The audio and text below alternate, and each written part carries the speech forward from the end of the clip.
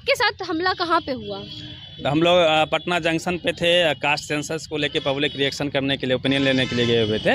तो बातचीत नॉर्मल ही हो रही थी, जातिगत जनगणना पे बातचीत हो रही जी जी जी। कुछ लोग पक्ष में बोल रहे थे, कुछ लोग विपक्ष में बोल रहे थे। तो इसी बीच में संदर्भ आता है कि कुछ लोग जो है आरक्षण पे आ जाते हैं, उसका विरोध करने लगते हैं। तो मैंने तर्क दिया आरक्षण को लेके, तो इस पे कुछ लोगों को दर्द होने लगा।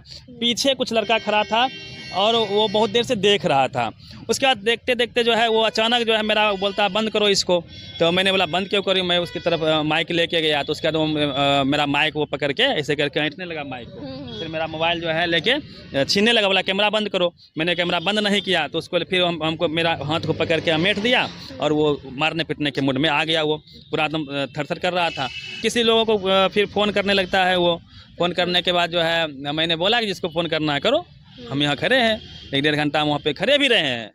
वो किसी को फ़ोन वगैरह मिला रहा था कि आइए नहीं आइए इस तरह से करके। तो मैंने बोला जिसको बुलाना आप बुलाओ, मैं यहाँ पे खड़ा हूँ, मैं कहीं भागने वाला नहीं हूँ। जो डर की बात है कि जैसे हम लोग पहुँचते हैं तो ये पहली बार हमला नहीं है, नेशनल दस्तक पे पहली बार हमला हुआ है। कैमरा है लेकिन आप पे हमला हुआ, आपका फोन तोड़ा गया, तो आगे क्या करेंगे आप? देखिए ये मेरा एक ही काम है कि पीछे नहीं हटना है। जो डर गया समझो मर गया। यदि सावित्रीबाई फुले डर गई होती तो आज आप लोग पढ़ नहीं पाते। महिलाओं को पढ़ने का अधिकार कहिए या उनको जागरूक करने का काम उन्होंने 18 स्कूल खोले। और जब उन्होंने स्टार्ट किया था स्कूल तो उनके ऊपर गोबर मल मूत्र फेंका जाता था ताकि ये डर जाए। यदि वो डर गई होती तो आज आप लोग को अधिकार नहीं मिल पाता, आप लोग इतने आगे नहीं जा पाते। यदि बाबा साहब अम्बेडकर डर गए होते संविधान नहीं होता। श्री राम डर जाते तो SC ST को अधिकार नहीं मिल पाता। लालू यादव यदि डर गए होते खटिया पे आप नहीं बैठ सकते थे। JP और जितने भी लोग हैं जो सामाजिक न्याय को जानने वाले लोग हैं, वो यदि जगदेव बाबू को तो मार दिया गया, हम पे तो हमला हुआ है और हमले होंगे का हमले होंगे, लेकिन डरेंगे नहीं। ऐसे काम करते आप अड़ गए तो वो भाग जाएंगे। जैसे मैं आज अड़ गया, यदि मैं वहाँ पे डर जाता तो हो सकता था कि मुझे और पीटते। वो मैं कैमरा बंद कर लेता तो मुझे गिड़गिड़ाना पड़ता। मैं उनसे लड़ा, मैंने बोला ठीक है तुम कितना को मारोगे, मारो, मार के दिखाओ हमको। उसके बाद जो है कैमरा भी हमने बंद नहीं किया, बोला मैं अभी FIR उन कैमरा मैंने बोला है कि FIR करूँगा। तो अब जाके वो धीरे धीरे करके भाग गए। नमस्कार, मैं हूं ज्योति राज और आप देख रहे हैं आवाज़ न्यूज़। बिहार के पटना जंक्शन के पास एक पत्रकार पे कुछ लोग हमला करते हैं, उनका मोबाइल तोड़ देते हैं और क्या कुछ होता है उनके साथ, चलिए हम उन्हीं से जानते हैं। आपको बता दिए नेशनल दस्तक के पत्रकार हैं। क्या नाम है आपका? रवि। आपके साथ हमला कहाँ पे हुआ? हम लोग पटना जंक्शन पे थे, कास्ट सेंसस को लेके पब्लिक रिएक्शन करने के लिए, ओपिनियन लेने के लिए गए हुए थे। तो बातचीत नॉर्मल ही हो रही थी, जातिगत जनगणना पे बातचीत हो रही जी जी जी। कुछ लोग पक्ष में बोल रहे थे, कुछ लोग विपक्ष में बोल रहे थे। तो इसी बीच में संदर्भ आता है कि कुछ लोग जो है आरक्षण पे आ जाते हैं, उसका विरोध करने लगते हैं। तो मैंने तर्क दिया आरक्षण को लेके, तो इस पे कुछ लोगों को दर्द होने लगा। पीछे कुछ लड़का खड़ा था और वो बहुत देर से देख रहा था। उसके बाद देखते देखते जो है वो अचानक जो है मेरा बोलता बंद करो इसको। तो मैंने बोला बंद क्यों करूँ, मैं उसकी तरफ माइक लेके गया। तो उसके बाद वो मेरा माइक वो पकड़ के ऐसे करके ऐंठने लगा माइक को। फिर मेरा मोबाइल जो है लेके छीनने लगा, बोला कैमरा बंद करो। मैंने कैमरा बंद नहीं किया, तो उसको फिर हमको मेरा हाथ को पकड़ के अमेठ दिया और वो मारने पीटने के मूड में आ गया। वो पूरा एकदम थर-थर कर रहा था। तो उसी बीच जो है फिर पुलिस वाले आ जाते हैं। पुलिस वाले आते हैं तो फिर उनको हम बताते हैं, पुलिस भी बोलता है कि कैमरा बंद कर लो। फिर कैमरा हम बंद कर लेते हैं। पुलिस वाले भी कहते हैं कैमरा बंद कर। हाँ, उन्होंने बोला कैमरा बंद कर लीजिए। फिर उसको समझाने लगता है। तो फिर उसके बाद वो लोग वहाँ से निकल, कुछ किसी लोगों को फिर फ़ोन करने लगता है। वो फ़ोन करने के बाद जो है मैंने बोला कि जिसको फ़ोन करना है करो, हम यहाँ खड़े हैं। 1-1.5 घंटा वहाँ पे खड़े भी रहे हैं। वो किसी को फ़ोन वगैरह मिला रहा था कि आइए नहीं आइए इस तरह से करके। तो मैंने बोला जिसको बुलाना आप बुलाओ, मैं यहाँ पे खड़ा हूँ, मैं कहीं भागने वाला नहीं हूँ। और बगल में तो थाना भी है RPF का। मैंने बोला कि उसी से पूछा पुलिस से थाना किधर है। तो उसको मैं खींच के ले जा रहा था कि चलो FIR करवाते हैं। तो जैसे ही FIR का नाम लिया तो उसके बाद वो धीरे धीरे करके खिसक गया वहाँ से। पुलिस इस पे क्या कार्रवाई की वहाँ पे? तो मैंने FIR अभी नहीं करवाया है। मैं कानून का सपोर्ट, जो भी वकील है मैं उनसे बातचीत कर रहा हूँ। उसने जिस प्रकार से हमला किया है उसका इंटेंशन बहुत ही ख़राब था और मेरा मोबाइल भी उसमें क्रैश हुआ है। और देखिए सिंपल सी बात है कि कास्ट सेंसस को लेके उन लोगों को कष्ट हो रहा था। आम जनता थी या वो कुछ तरह के मानसिक रोगी या कुछ पार्टी के लोग, क्या थे? देखिए इस देश में बहुत बड़ी बीमारी है, जो सबसे बड़ी बीमारी है वो मनोवाद सोच की बीमारी है। जो जातिवाद जो हजारों साल से चल रही है, इससे बड़ी बीमारी कुछ हो ही नहीं सकती है। और उसमें पढ़ा लिखा लोग अंधा है, जाति के नाम पे पढ़ा लिखा लोग अंधा है। और कास्ट सेंसर जिस प्रकार से बिहार में हो रही है, तो उनको ऐसा लगता है कि मेरा जो बरसों से कब्जा है कास्ट के नाम पे, जिस प्रकार से ऐतिहासिक तौर पे लोगों को काम तो दे दिए गए, किसी को लाश जलाना है, किसी को जूता सीना है, किसी को चप्पल सीना है, किसी को सफाई करना है, किसी को गाय चराना है, किसी को भेड़ चराना है, और किसी को मलाई खाना है, पूजा करना है, मंदिर पे कब्जा, संपत्ति के पे कब्जा है। तो वो जो एक ऐतिहासिक तौर पे जो सिस्टम बना हुआ है, तो उसको लेके उनको दर्द हो रहा है कि यदि कास्ट सेंसस बिहार में होता है तो उसी हिसाब से वैकेंसी आएगी, तो जो लोग पावर सेंटर में जगह बनाए हुए हैं, तो उनके बनस्पत उनसे अधिक जो लोग सेंटर में नहीं है, तो उनके लिए वैकेंसी निकाला जाए, या फिर उनके उत्थान की बात होगी, भागीदारी की बात होगी, तो उनका जो एकाधिकार है वह खत्म होगा। इसको लेके उनको कष्ट है। दूसरी बात, क्वाड को लेके वो लोग चिंतित हैं।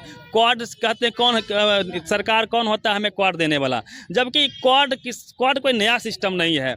आप शर्मा, वर्मा, उपाध्याय, पांडे कुछ भी लिखते हैं, सिंह, राय, जो भी दीक्षित, शुक्ला जो लिखते हैं आप, ये क्या है? ये तो क्वाड ही तो है।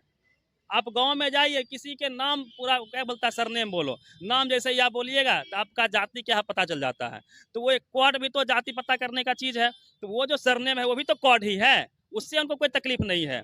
अब उन लोगों का कहना है कि नहीं, जातिवाद जो है ख़त्म होनी चाहिए। तो भाई, आपके रामायण में जितना भी ग्रंथ है, वेद, पुराण, महापुराण, उपनिषद, सब में तो सिर्फ कास्ट ही तो लिखा हुआ है। उसका काम क्या है? सारे ग्रंथ कास्ट को बढ़ा रहे हैं।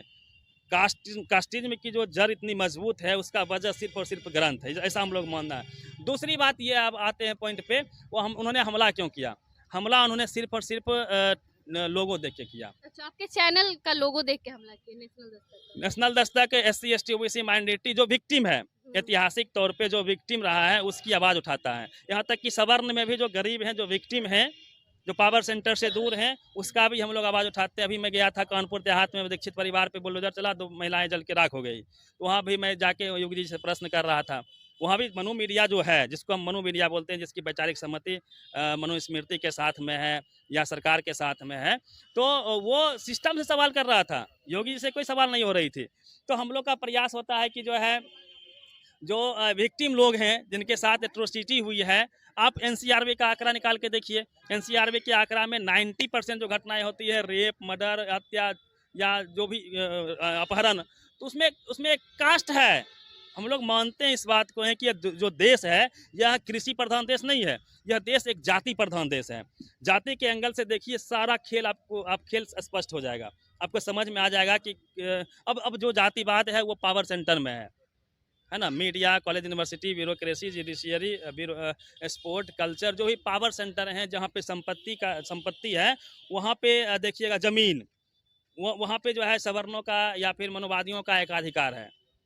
और यदि कास्ट सेंसस होता है तो यदि बिहार में सफल हो गया तो पूरे देश में मांग होगा। जब पूरे देश में मांग होगा, जो पावर सेंटर में लोग कब्जा बनाए हुए हैं, तो उसमें हिस्सेदारी की बात होगी, उसमें आरक्षण सेट की बात होगी। जैसे जुडिशियरी में देखिए, जुडिशियरी में सारे के सारे सवर्ण हैं, जितने जज हैं 94% पूरे देश में देख लीजिए, हर हाईकोर्ट में जज है। तो उसमें जो है कहीं ना कहीं आरक्षण सेट हो सकता है, उसमें भागीदारी की बात होगी। तो ये इन सब बातों को लेके उनके पेट में दर्द होता है। और दूसरी बात, जो डर की बात है कि जैसे हम लोग पहुंचते हैं, तो ये पहली बार हमला नहीं है, नेशनल दस्तक पे पहली बार हमला हुआ है। कैमरा है, लेकिन आप पे हमला हुआ, आपका फोन तोड़ा गया, तो आगे क्या करेंगे आप? देखिए, ये मेरा एक ही काम है कि पीछे नहीं हटना है। जो डर गया समझो मर गया। यदि सावित्रीबाई फुले डर गई होती तो आज आप लोग पढ़ नहीं पाते। महिलाओं को पढ़ने का अधिकार कहिए या उनको जागरूक करने का काम, उन्होंने 18 स्कूल खोले। और जब उन्होंने स्टार्ट किया था स्कूल, तो उनके ऊपर गोबर, मल मूत्र फेंका जाता था ताकि ये डर जाए।